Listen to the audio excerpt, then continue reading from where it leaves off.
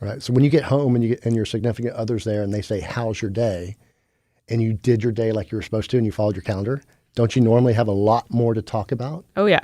Like, hey, I don't know, let's open a bottle of wine. I got a lot to share. Yeah. Versus like if I get home, my wife's like, how's your day? And I did not follow my time block calendar and I winged it and I was haphazard. I'm like, it's all right.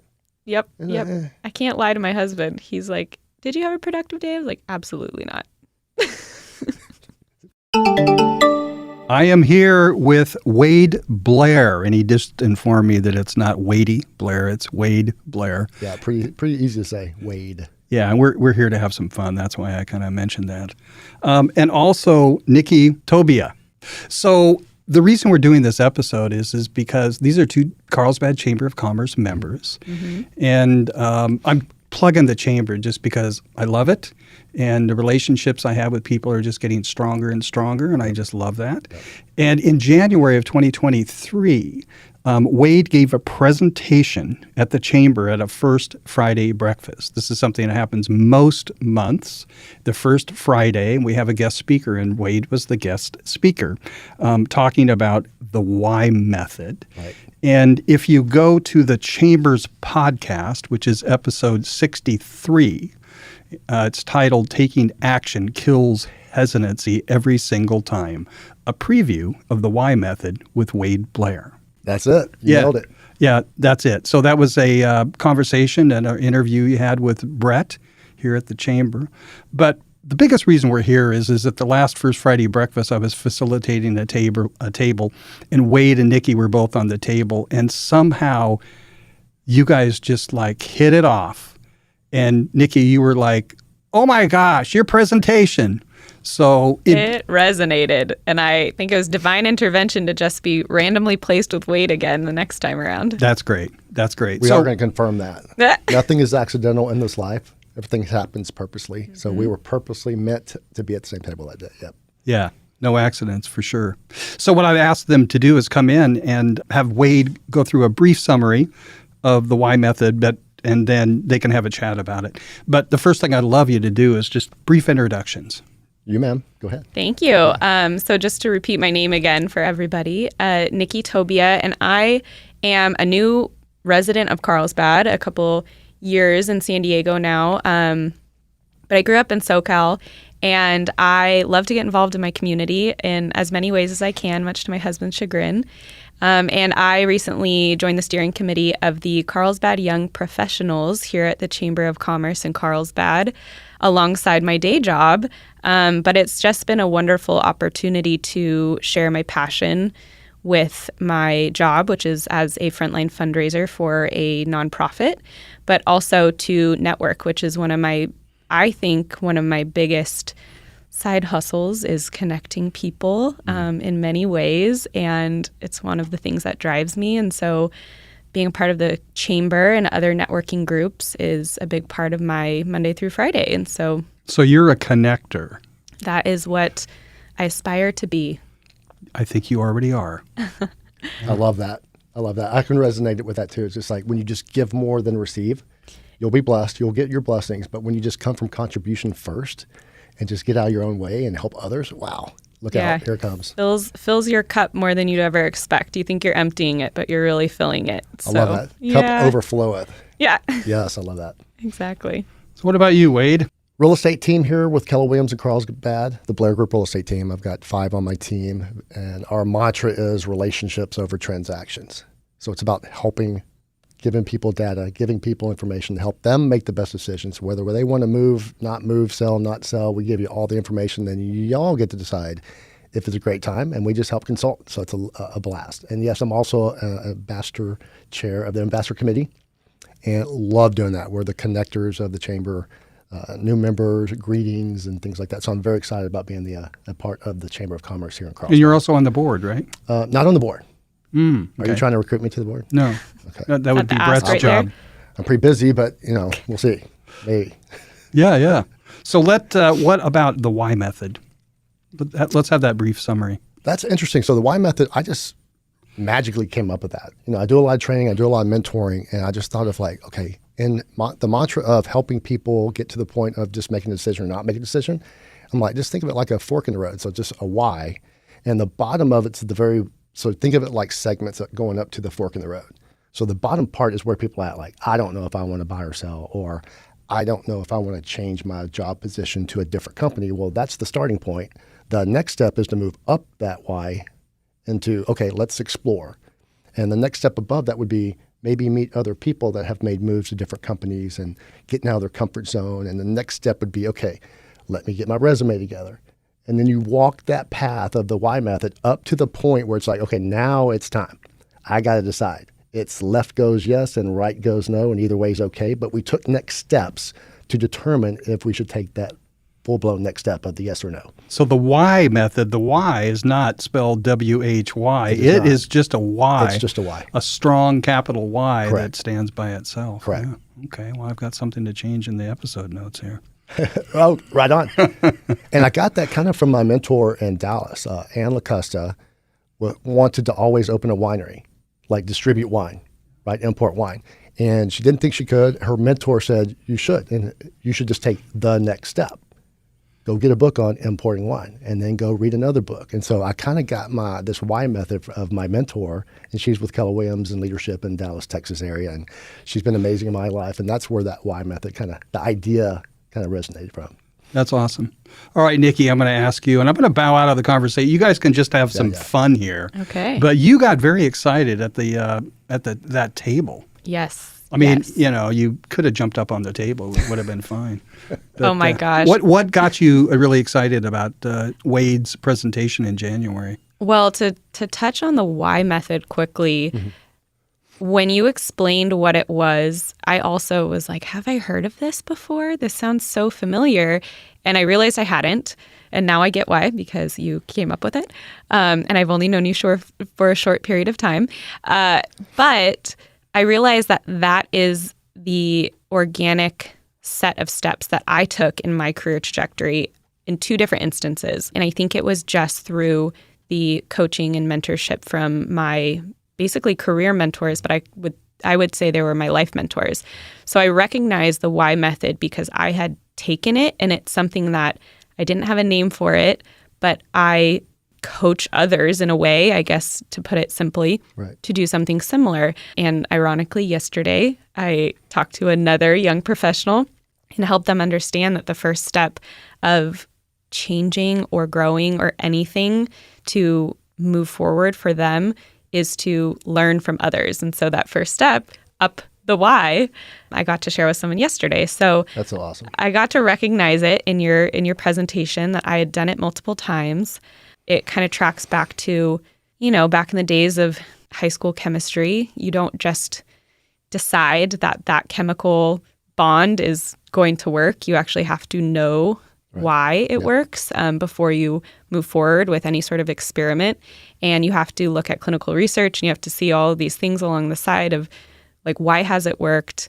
What are the steps in order to get that product or that chemical bond to actually happen? There's lots of different steps leading up to it. And sometimes your hypothesis is incorrect, but you find something else that might benefit from your, chemical experiment that you just created. So that really just resonated with me, that what you were projecting to the group was something that I had learned naturally, but it validated that I can continue using that method when I'm making decisions in my life, whether they're for work or for, non-work related reasons. Mm-hmm. And it was validating, and then it made me keep focusing on your presentation, to be honest. Growth, right? It's just a cool method, just a simple, right? You just, okay, what's the next step? Yeah. Instead of going fear or being stuck or hesitancy, it's like, okay, let's just do the next step. Yeah. Don't worry about 2, 3, and 5 step. What's the next step? And people get overwhelmed by looking at the end goal. Sometimes at the beginning of it, I'm in fundraising, as I mentioned, so I wasn't your typical audience. If you think about realty and sales and, getting your steady paycheck, like I work in fundraising, nothing's steady. But just like realty and sales, I'm always looking at a very, very lofty goal. And I always need to get to an end result that will benefit the mission that I work for. You cannot just look at the end. You have to take bite-sized chunks as you go. And so it really, really relates. Yeah, you can't skip the middle part. Right? It's the be. We call it a be, do, have. So here's where I am. Here's what I want. The do part, and then once I do things the right way and take that next step on the why method, maybe I will get the things I need to have, or I will have the things I want, or will have the number of volunteers or whatever we're searching for. But there's a process in the action. Right? We have to take that action step. Yeah. Like I don't love making cold calls, right? So I'm right here. I wish I got free referrals all the time. And yet for me to have the money and the life I want to live, that life by design, there's going to be some discomfort. There's going to be some monotony in that process. Yeah. But once I get past discomfort and monotony, there's the success of the light at the end of the tunnel. And it also, you can reproduce that. Oh, yeah. And there's your formula moving forward. And I remember just learning about, well, how do you really fundraise? I guess I have fundraised before I jumped into this new career path. But I learned from the steps I took of talking to mentors. They were like, well, no, you have done the steps. You just need to go look back and identify what led up to that successful fundraising moment. And then you can talk about how you'd like to grow as a fundraiser and move into that career path. And what you just explained was you have to do all the steps, but then you have to look back and measure how you got to that success. So good. And then you can reproduce it and continue being successful. Yep. Do the work, track what I did. Do the work, track what I did. Do I like the results I got? No. Adjust, pivot. Next week, do something different. And that's just growth. We don't fail. We learn forward. It's not. We don't fail forward. We learn forward. So we're supposed to make mistakes so we get better, right? Yep. And when we learn forward, we're like, okay, I'm not doing that again. That doesn't work. And we can pivot and go work towards. And that's so fun that we get to share that with other people too. Yeah. Like the Y method is not real estate. It's fundraising, podcast, expert, like anything. I want to start training how to do a marathon. What's the next step? Get a program. Exactly. Step 2, get some shoes. Yeah. Right? With no blisters. Learn how to run. Start doing it. Right. So ton of fun. Yeah. Now I'm able to point people to Wade or point people to this really simple method of how to learn a new skill, how to push themselves in their job, how to learn from someone that I would say would be a great business coach or a life coach. Oh, appreciate it. So yeah, it was a really, really beneficial presentation. And there's so many different things I got to take out of it. Oh, my heart feels so good. Thank you for that. I'm very grateful. I really do appreciate that. You know what's really amazing? Yesterday, on Thursdays, I get these posts from James Clear. He's the author of Atomic Habits. Yep. Do you get him? Did you read? Don't have it, but I've read his book. This is the quote that came through yesterday about starting. He said, "It's rarely doing the work that is hard. It's starting the work. Once you begin, it's often less painful to continue working. This is why, in the beginning, it is often more important to build the habit of getting started than it is to worry about whether or not you're doing enough." Oh, that's so good. I love that. Yeah. That's like the Y method. Like, okay, See? I need to start running. Well, just get up and put your feet on the ground. Yeah. Then put shorts on and get dressed in running shorts and shoes. Whether you want to or not, and whether you do it or not, doesn't matter. But the next step is you're getting in that state of mind of, okay, I'm up. Now I'm dressed. Am I not going to go now? Like I'm literally got shoes on and I'm dressed. Like, do I not go outside and take the next step, go outside? Like it's so simplistic. Like that's so good. Yeah, so you're inspiring to me for that same reason. So it was last week, I was like kind of putting off doing an audio edit on this one particular episode on neurodivergence and stuff like that. I thought of you, and I thought, just start. And so it was just like I just started, and I was a couple hours into it, because I had to do a bunch of editing. But it was just a matter of starting. Once I'm in it, it's just flowing. There's so many things that we think are so important. So we're going to chase things that are important, but they're not urgent. Yeah. Right? Doing that little edit was probably urgent. Yeah, there's other things and distractions and smoke that's going everywhere and loud voices. Hey, chase me now. Nope, I need to do that first. Yeah. Then I can go do other things. So, sorry, you were going to say something. No, I was going to say this is a good segue, and I wanted to ask Wade if he can overview a little of the goal-setting element that he described in his presentation, because that speaks to what John just said, and one of the actual task-oriented takeaways that I hope a lot more people than just I got out of that day, even just talking about how to put yourself on the track to do the next step and what that goal-setting overview you gave looked like. Goal setting's easy. Don't you agree? Mm-hmm. I'm going to do 50 transactions this year. Well, if I don't apply action, I don't do things, there's no activities, there's no getting uncomfortable to be more comfortable because I'm being uncomfortable, then there's no growth. Yeah. So you're right. You nailed it, John. It's like that next step is like the hardest thing to do is the first one. And it's usually, in my case, and I think for most people, it's a voice inside your head. And in my training years ago, I trained myself to recognize there's two voices in my head. One is encouraging. Oh, just start it. Once you get into it, it'll be fine. And there's this other one. It's just, no, wait. You can't start now. You got to go over here and do this or whatever the distraction is. So for that reason, that's where, honestly, meditation and prayer can be very, very useful. Absolutely. To learn to let go of this internal dialogue. Yeah. So strange. Yesterday's class was about talking about the amygdala in our brain. And now we're talking about it again. Like, here we go. Like, this is not accidental. No. Like, our brain is geared us. We're built to fight or flight. And trying to knock a door, for example, for the first time, it's like, man, our body's going, dude, run, sprint, get in your car and peel out. Yeah. And yet the other voice is going, hey, but it's profitable. It's the right thing to do. It's your endorphin. You're going to feel better because you did take an action versus the excuse and guilt that you didn't.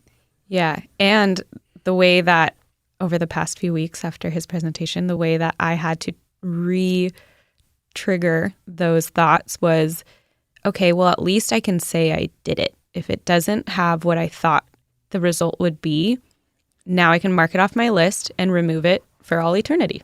And I never have to go back to that front door again. But making sure I was taking the action that I knew was an action plan to get to my goal. That's so good. It really, you have to not get analysis paralysis, I guess, when you look at your giant fundraising or giant sales goals for the end of the year. Right. And it helps with accountability. I mean, if you have an accountability partner, yes. And we're all going to get stuck. Like, oh, dang, I have to make my cold calls right now. I really don't want to do that. Like, I'm going to go, I don't love that. But it's profitable and I need to versus not doing it. How profitable is not doing it? Zero. Right? So if you're going to get more people for fundraising, like not making calls and talking to people today would be comfortable because you don't have to do it. It's not painful, but it is painful because you didn't do it. Yeah. And there's no growth. There's guilt involved. And that was self-motivated. I caused that to happen. Yeah. So I love it. You're right. Just start it. Now I'm doing it. Like, all right, here we go. And a couple very tactile ways that I put this into play in my own work week for the last few weeks was I did fill up my calendar, and I tried not to overfill my calendar, but I physically put on my Outlook calendar a block of time each week of follow up with my chamber prospects or follow up with my chamber connections, because not all of them I relate to my job, but all of them I do relate to relationship building. And then I put in follow up with all calls I made last week, because every voicemail I leave, I say, I'll try calling you one more time just in case it finds you at a better time of the day to answer.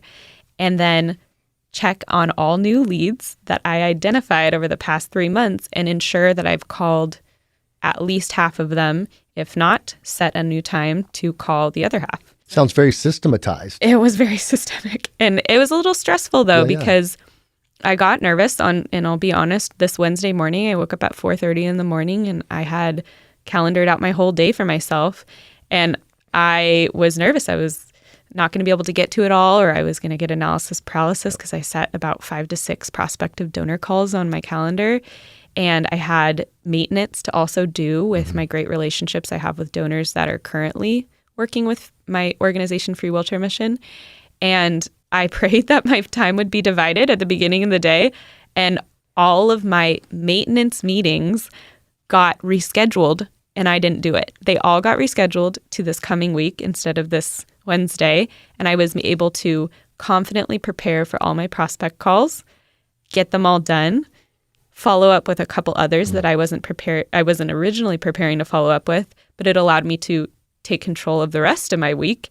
And now I still know I have those maintenance donor relationship moments still happening. They're just not happening this week. So good. So focusing on the primary stuff you should focus on, like the urgent things that helps others and helps you make money in what you do. And then we call that busyness versus business. Like when we focus on business, we're helping others, we're growing our business, we're getting, providing for our family, and there's always going to be busy work, but that's not truly profitable. So we have to time block that, but it's more fun to do busy work, right? It's not no cold call. I don't have to call any donors. I don't have to have a weird conversation. I know they don't want to talk to me. It's just like, but it's, man, the right thing to do is the business and focus on that calendar. I love that you calendar that now because you don't have to think, you just do it. Yeah. And when you do it, how do you feel like that? How do you feel after you do it though? Oh, I mean, the end of that day, I came home with the biggest smile on my face, so much energy. And I knew that I hadn't just removed the maintenance, the business work or the busyness work. I hadn't just removed it. I'd actually just rescheduled it because it was on my calendar and I can never take something off when it's on. Once it's on, I won't take it off. So good. Yep. I'll change it, but I won't take it off. So that is helpful of physically keeping myself accountable in that way with that visual, then making sure, and this was one of the things that you mentioned in the actual presentation, you said if you have a 9 a.m. calendar block that says call this person and you don't call that person at 9 a.m., at 9:30, you will be even less likely to call that person. So just make the phone call or just make the outreach or just do that action. Yep. And I've been trying to stick to that too. Just do it. Just do it. It says it at 9 a.m. If you don't do it at 9 a.m., you might not do it the rest of the day. Well, and think of it this way too, Nikki, like you're blessing someone when you do the right thing. When we get hesitant, we're making it about us. And if we just make it not about us and just make it about them and go, you know what, I'm going to call them because they need me. I am a source of value. They could use someone else and they're going to get lower value, but lesser service. So when we think of it differently with a mind shift and go, I'm going to call because they need me. Like I'm going to help them.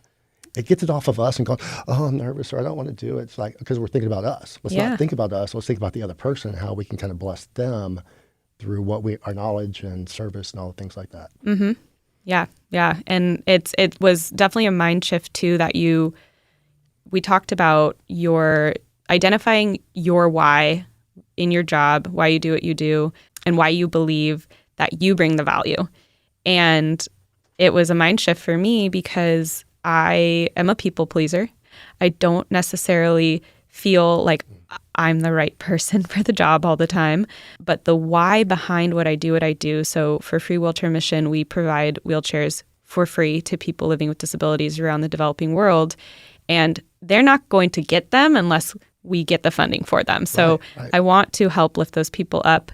That's my why. But I also know there's so many people around our communities here in America that would also love the opportunity to help other people like that. And so my why has to step into every day of my workday. And I have to remember that I may be the only conduit for the end donor or supporter or friend to find out about this opportunity in which they can then begin changing lives. And that might be part of their vision for their life is I just really want to change lives and I don't know how. And unless I knock on their door, which I have done some old-fashioned door knocking, even though I'm not in real estate, if I don't knock on their door, if I don't pick up the phone call or pick up the phone, the opportunity may just go right by. And that may have been what they wanted to do. And they would have never heard about it ever again. One less impact that we didn't make because of a thought or a fear or a hesitancy or just, love that. So good. Yeah, can't stand in your own way. That's most of the problem. Sometimes we're in the way. And I love the fact that you just said you follow your schedule now. Like that just does that not give you freedom now? Like this literally, there's a weight off your chest and it's like, oh, just follow my schedule. Yeah. But you have to have a schedule or else we're doing things haphazardly and that's not a great way to do that.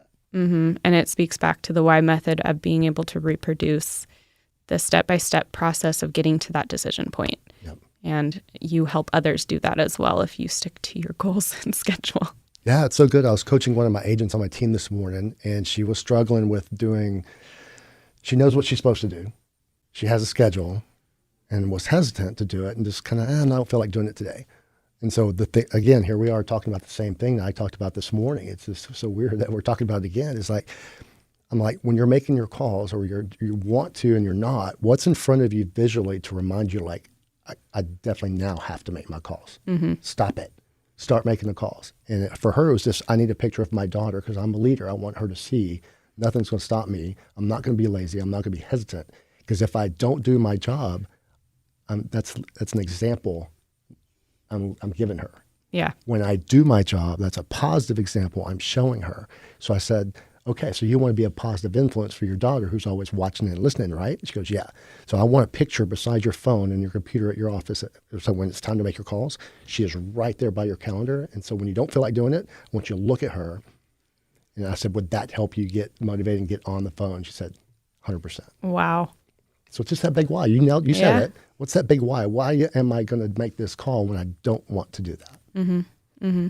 And sticking to it and creating the habit. Going back to Atomic Habits. Yeah, I have a saying. Most of the time, when you're in trouble, it's usually an inside job. Oh yeah. With one inside person, right? You. Yeah. Yep. Well, me in my case. Right. Me too. I'm not gonna lie.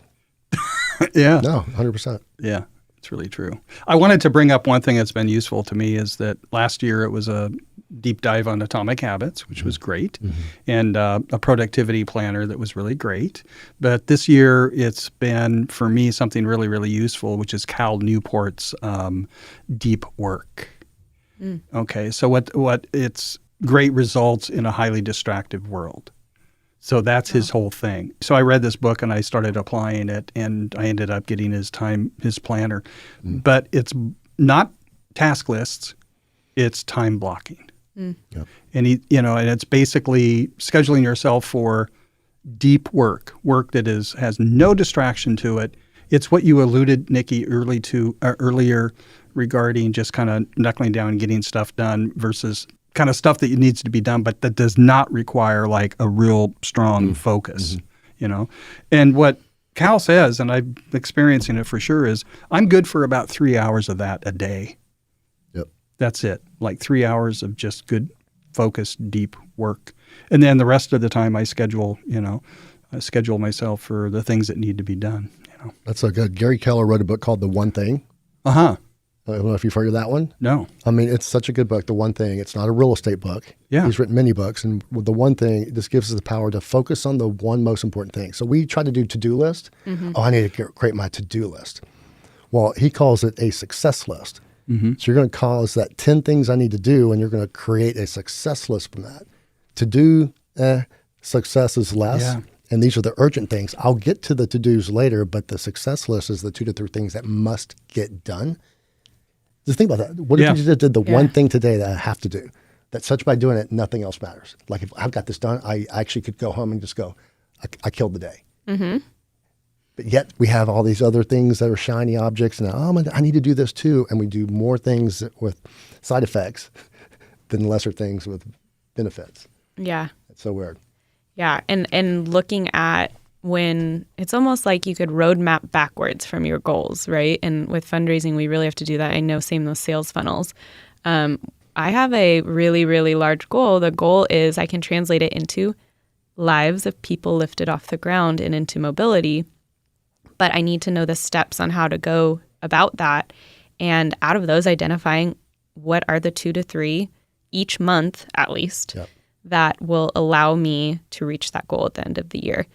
And therein lies your calendar and time block out for those and make sure those are done, and everything will fall into place on the side of it. Right. So when you get home and your significant other's there and they say, how's your day? And you did your day like you were supposed to and you followed your calendar, don't you normally have a lot more to talk about? Oh, yeah. Like, hey, I don't know, let's open a bottle of wine. I got a lot to share. Yeah. Versus like if I get home, my wife's like, how's your day? And I did not follow my time block calendar and I winged it and I was haphazard and like, it was all right. Yep. I can't lie to my husband. He's like, did you have a productive day? I was like, absolutely not. Just straight there. No. Well, I want to bring in, especially with the work I do and stuff, like I am dealing with an issue right now through email with a few of my clients that need my attention. Yeah. It's not on my calendar. So I generally plan, honestly, somewhere between, usually about 2 hours unplanned work every day. It's going to happen. Yes. I don't know when. You need it, though. But I try to be very disciplined about not having it enter into my deep work time. Right. Because that period where it must get done kind of a thing. We've got to have the energy to go that deep work. I like that word. Yeah. The words. We have to have the energy to do that deep work. And we're taught that when you can do that in the morning, when's our energy the highest? In the morning. Well, everybody's different. It's called peak time. Yeah, peak time. My peak time is actually typically 4 o'clock in the morning till about 8 in the morning. Wow. Very early. Yeah, but it's changed because I moved my office here, and I just don't want to get here that early. Right. So I do work off my laptop, usually writing. Right on. So, But for me, I have to get things done before 12. Because Yep. if I procrastinate, now others can't, right? So if people that like, I'll just use a real estate. Some people are part-time dual agents.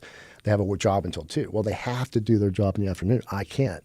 Like my energy is in the morning because I know after 12 and then lunch, now excuses are going to show up. Life's going to show up. Oh, well, this guy wants to meet with me now. And those are excuses that doesn't build my business, provide for my family. So my energy is that 9 to 12 window. Like how much can I get? How many people can I help? How many conversations can I have before 12? Because if I can do that, the day's won. Yeah. yeah. I have a question for that specific way of handling your own schedule.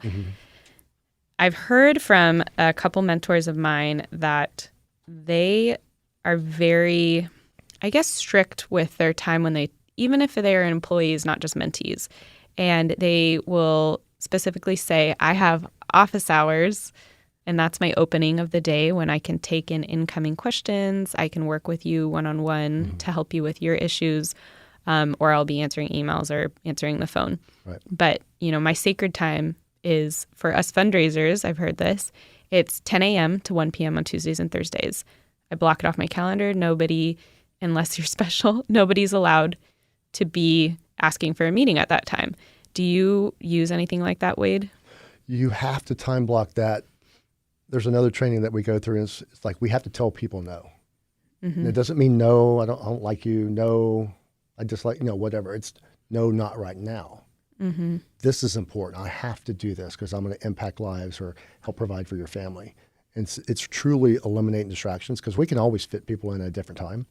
And I'm not going to say I'm an expert. Like, Nikki, come on. Like, I've got a lot of good ideas, and I have challenges myself with just so many things that can pop up and scream, I'm more important than you helping clients. And if we're built to go be comfortable, then we'll want to go help people because we're a yes man, yes woman. I just want to help. People perceive me as always there for them.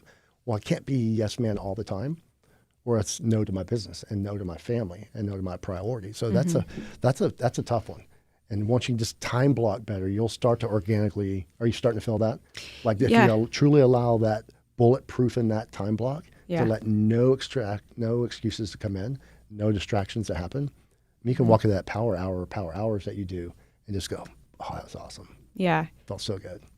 And it feels like learning that you have the power to say no, you identify that you have the power. What you're really doing is saying no, but let's check out this other time. Or no, let me explain why my priority. I had to do that, unfortunately, for this weekend. It was like, I have a family priority, life and work. There's a balance, and Saturdays might need to be sacred for me when it comes down to it.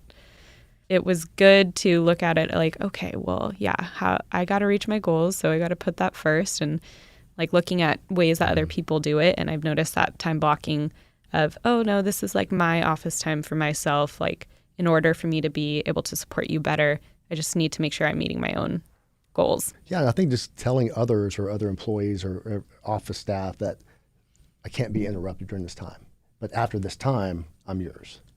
Setting some simple boundaries for the company to be successful, your nonprofit to be more successful, you to be more successful.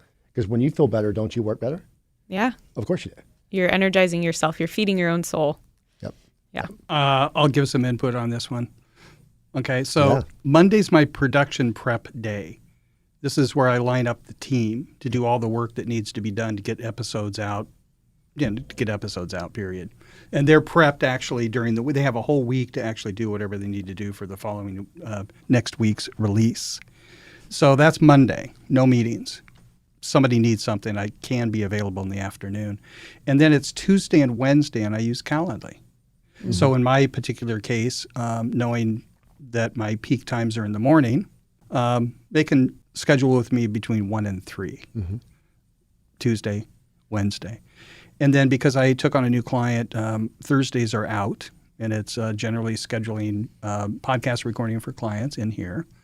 And then Friday's my podcast day. So this is like, before we started today, because it is a Friday, I went through all the analytics for all my clients and all the podcasting I do to just see what. So this is my focus day for that. Right. I do let people know, and that if for some reason these times don't work, just let me know.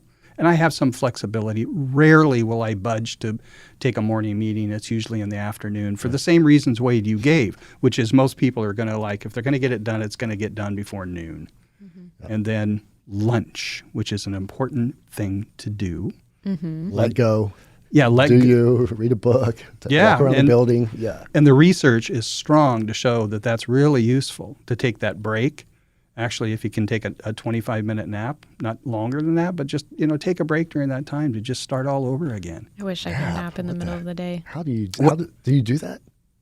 I actually do, yeah. That is amazing. I have for years. I couldn't do a 25. It's going to be a 3 hour and 25. I learned the power nap in college. I needed to learn it. Oh, That's what I had to do. You've got that skill set. You can do that? I don't know if I could do it on cue anymore, but it was amazing because I didn't nap since 6 months old until I was 20 probably. That's so awesome. Yeah, 0 naps in between 6 months of age and 20 years old. But once the power nap, I wake up from a power nap and it feels like a whole new day. Wow. Okay. 20-minute segment. I'm missing something. All right. You have to train yourself. And I had to train myself because I was at a nonprofit. I told you about kind of this thing I did for 7 years. I volunteered my time at a place. Anyway, we ran a restaurant.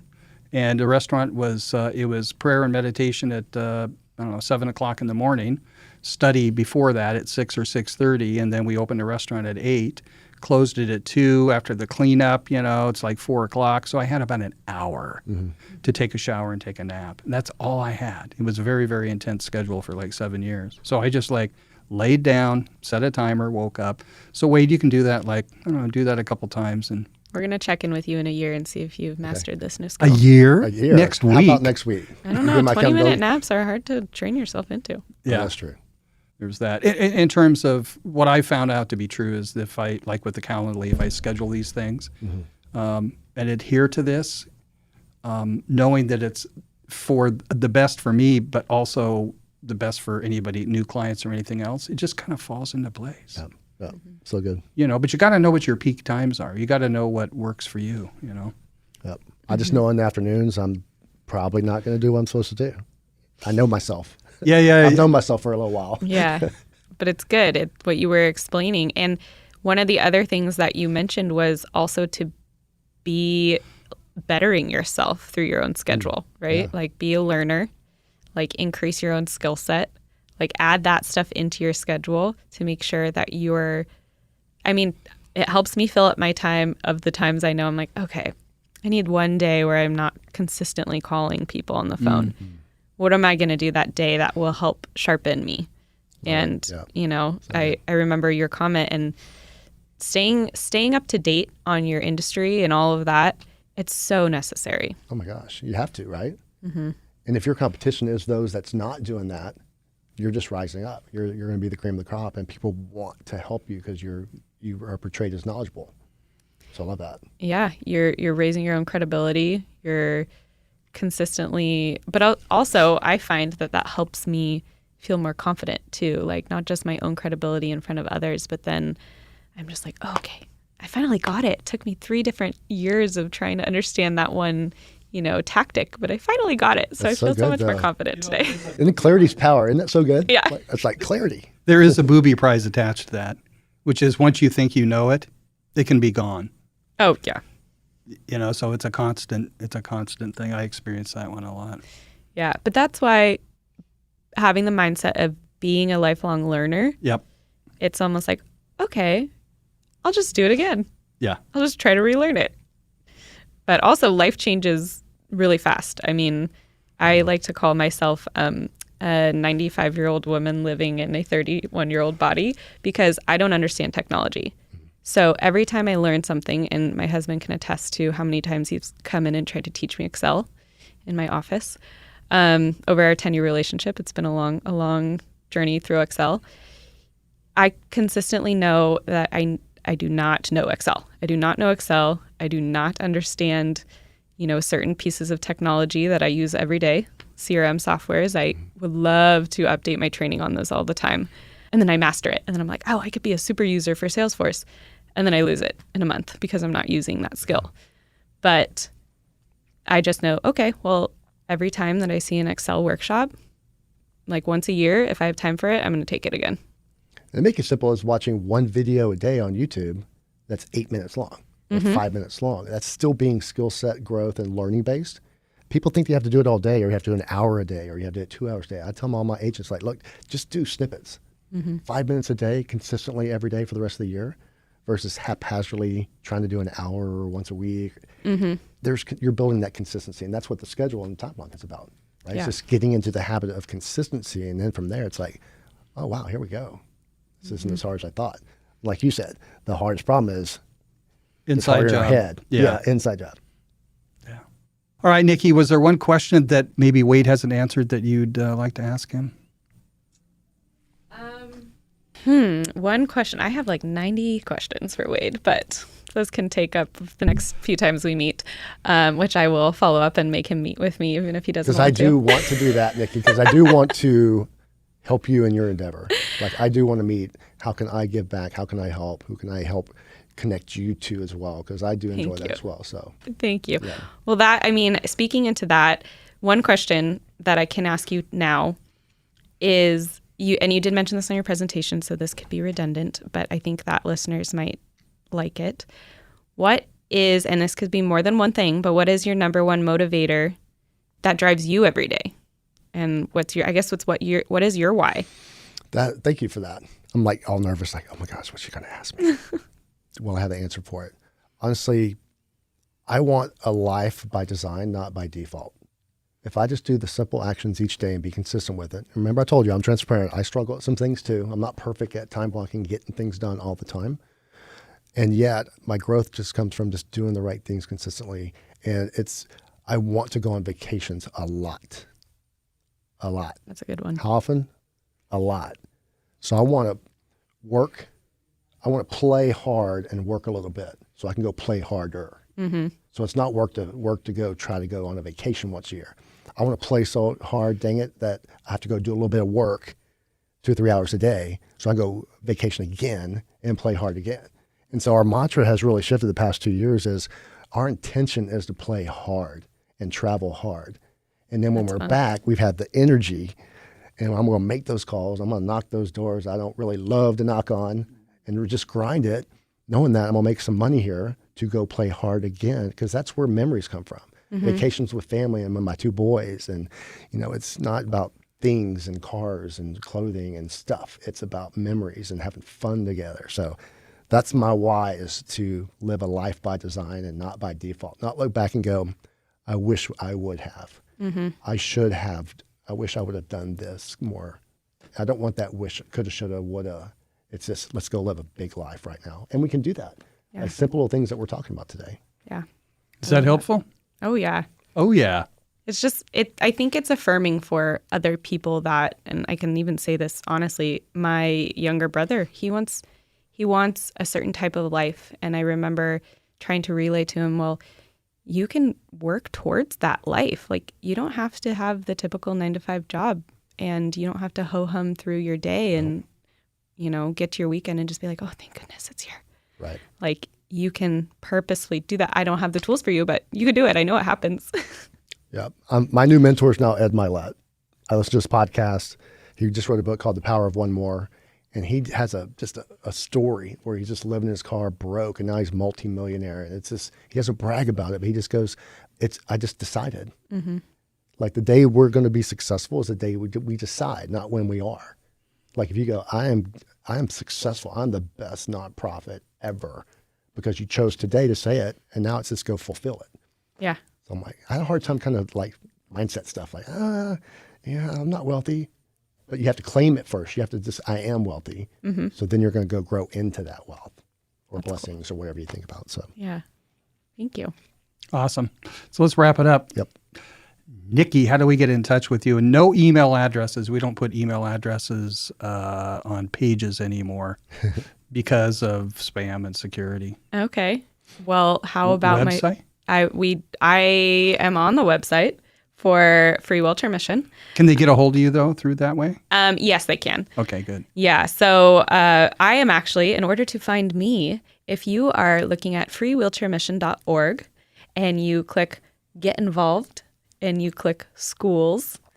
My side hustle, no, not really, but I actually am a school relationship officer alongside my fundraising job at Free Wheelchair Mission. And so you can find my contact information on our school's landing page. And I would say check out freewheelchairmission.org when you're there. Awesome. That's fantastic. Wade. Yes. What were we talking about? I was so engaged in what you're saying. I know. What do you want, John? How to get in touch with you. And it could be a I website. with you. I know. It could, just get a hold of Nikki and she'll put you in touch with Wade. Contact her and she'll I'm give you Wade's information. assistant too. So good. Well, in a week from now, that could be true. Right on. And a phone number would be okay too. Yeah. I hold on to, I'm a Texas boy doing Cali real estate.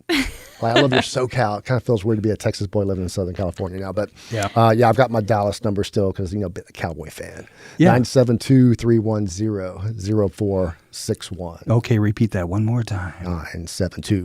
972-310-0461. Awesome. Nicely said in the microphone. So do you have a website people can go to as well? The Blair Group. Okay. Just go to the Blair Group Sales.com. The Blair Group Sales.com. SELLS. The Blair Group Sales. Oh, sales. Yeah. Obviously. Because we do. Because it's an action. They're action oriented. All right, guys. Well, thanks for being here. This has been a lot of fun. If you want to do it again, Thank you. You're welcome. Yeah. I was so blessed to sit at the table and then have a great conversation. We'll do a follow-up for sure. Oh, thanks, Wade. This was an honor. This was fun.